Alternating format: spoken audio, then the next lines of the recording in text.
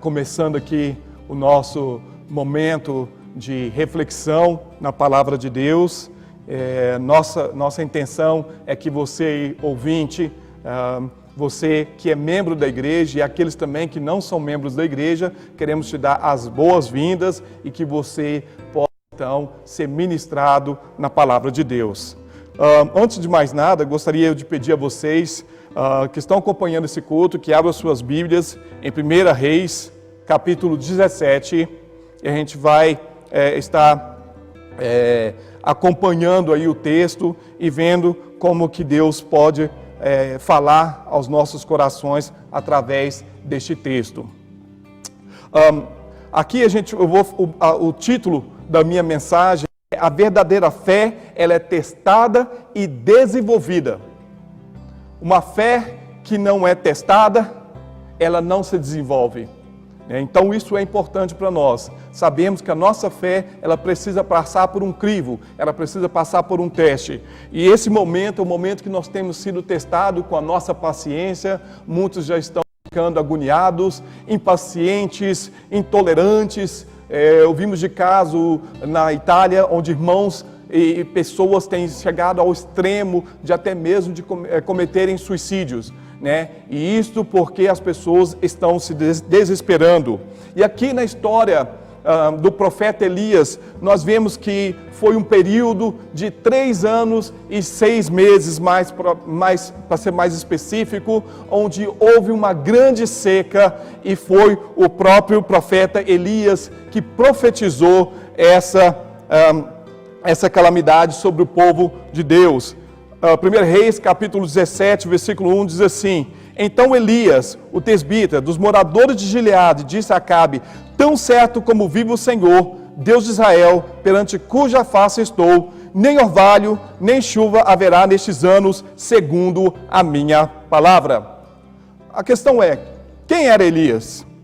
Elias era um profeta do Antigo Testamento, um profeta que fez grandes milagres e poderosos feitos, como a gente pode presenciar na leitura desse texto. A gente vai poder ver isso. O início do seu ministério, então, parece algo repentino, que aconteceu do nada.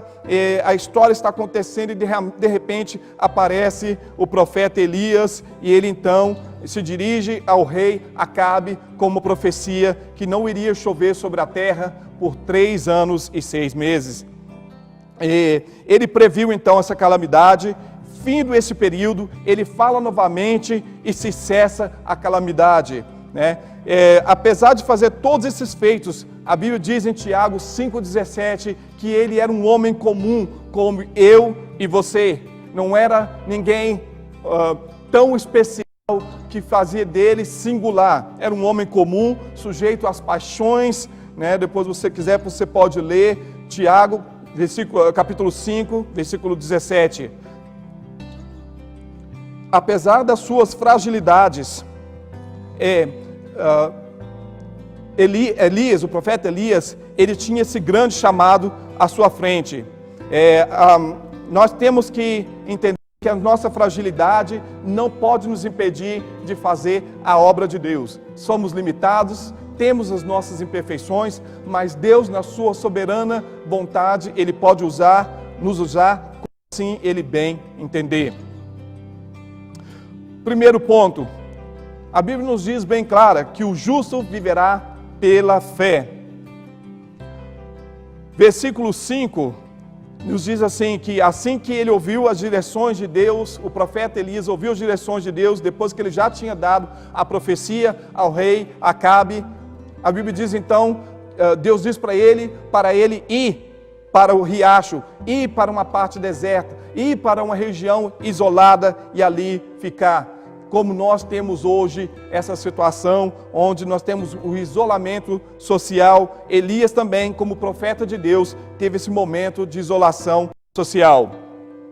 Ele era um homem temente a Deus, porque no versículo 5 diz: foi, pois, e fez segundo a palavra do Senhor. A Bíblia não nos relata que ele questionou o porquê que ele tinha que ficar isolado, o porquê que ele tinha que ficar escondido, o porquê que ele tinha que ficar ali naquele momento de segregação total naquele lugar.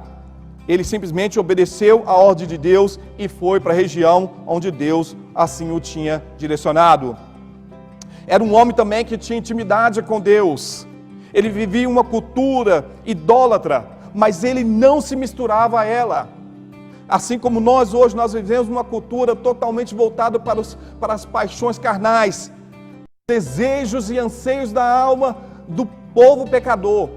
Mas nós como cristãos temos hoje uma grande responsabilidade de sermos luz nas trevas. Uma coisa interessante, não existe testemunho sem o teste. Se nós queremos testemunhar, nós temos que ser testados. Testados na nossa fé, testados na nossa atitude, no nosso compromisso para com Deus. Elias então proclama essa seca histórica como nunca antes houve na história. O rei Acabe é apresentado a Elias ali então de uma forma abrupta, de uma forma não muito aceitável, porque afinal de contas ele estava profetizando 3 anos e 6 meses sem chuva sobre a terra. A Bíblia nos diz que Elias era o tesbita, né, dos moradores de Gileade, do povo que vivia ao leste do rio Jordão. Ele ministrava primariamente ao povo de Israel, a metade do reino, depois que Israel e Judá então se dividiu. Na parte norte de Israel então, aonde o profeta estava, a idolatria ela era prevalente, ela era presente em todas as esferas da sociedade. A adoração a Baal, que foi introduzida pela esposa do rei Acabe. Acabe então abraça essa adoração a esse Deus, e ele não somente abraça a adoração a esse Deus Baal, um Deus pagão, mas ele induz o povo a adorar Baal. E então a gente vê o castigo divino vindo sobre o povo de Deus. Mas aí nós temos sempre os remanescentes, uma pequena porção, não sei, talvez 10%, não sei, mas uma pequena porção se mantiveram fiéis a Deus, mas mesmo assim eles tiveram que passar pela prova. Então, toda vez que nós enfrentamos uma calamidade, primeiramente nós temos que entender que para os infiéis é castigo, mas para nós é crescimento. É o momento que nós podemos ser desafiados na nossa fé e crescermos um pouco mais na nossa intimidade para com Deus. Nós temos que ter fé nesse momento, assim como Pedro e João tiveram fé quando eles se depararam ali com aquele homem pedindo, e eles simplesmente disseram: nós não temos nem ouro nem prata, mas o que nós temos, nós te damos, seja curado. E aquele homem foi curado. Assim como Elias teve fé para profetizar a calamidade sobre o povo de Israel. Não foi fácil, mas ele o fez por obediência. Nossa zona de conforto, então, não pode se tornar para nós o nosso porto seguro. Deus é o nosso porto seguro. Quando nós vivemos nesse porto seguro criado por nós mesmos, a tendência é nós nos esquecermos de Deus. Talvez você pense que você já chegou no topo da sua maturidade, que você já não tem mais para onde crescer, porque tudo que você tinha que fazer, você já fez, que você é um grande discípulo de Cristo, então Deus vai e permite circunstâncias que nos tira desse comodismo. Durante toda a história do povo de Israel, nós vemos sempre Deus tirando o povo do seu comodismo, né, da mesmice, de uma vida medíocre. E no meio, muitas vezes, da calamidade, dos problemas da vida, é que nós mais crescemos e desenvolvemos a nossa fé, onde nossa fé é testada. Então, o desafio para nós hoje, nessa situação que nós vivemos, é sairmos da nossa zona de conforto e desenvolver a nossa fé. No versículo 2 diz assim, do capítulo 17 de 1 Reis: veio-lhe a palavra do Senhor dizendo: retira-te daqui, vai para o lado oriental e esconde-te junto à torrente de Querite, fronteira ao Jordão. Beberás da torrente, e ordenei aos corvos que ali mesmo te sustentem.